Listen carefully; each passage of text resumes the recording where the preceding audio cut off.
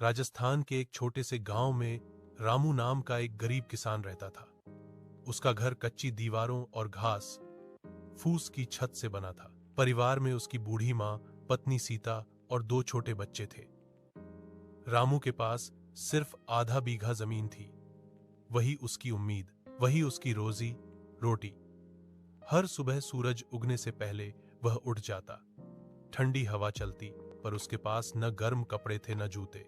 नंगे पैर खेत में जाता और मिट्टी को हाथ से छूकर कहता, माँ, आज भी मेरे बच्चों का पेट भर देना। उस साल बारिश बहुत कम हुई, खेत सूख गए। गांव के कई किसानों ने शहर जाकर मजदूरी शुरू कर दी, पर रामू ने जमीन छोड़ने से मना कर दिया।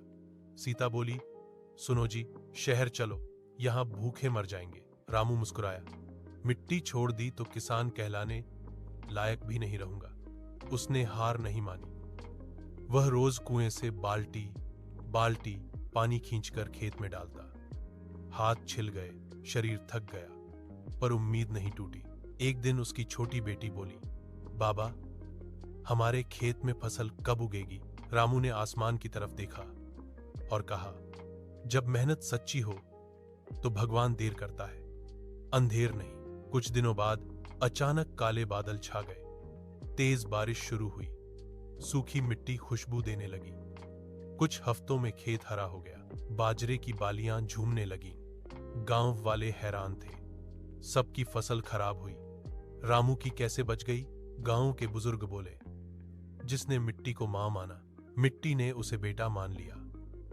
उस साल रामू ने न सिर्फ अपने परिवार का पेट भरा, बल्कि कुछ अनाज गरीबों में भी बांटा। मां ने पूछा, खुद गरीब होकर दान क्यों? रामू बोला, किसान का दिल खेत जैसा होना चाहिए, जितना बांटो उतना उगता है। सीख, मेहनत, धैर्य और अपनी मिट्टी से प्रेम, यही सच्ची अमीरी है।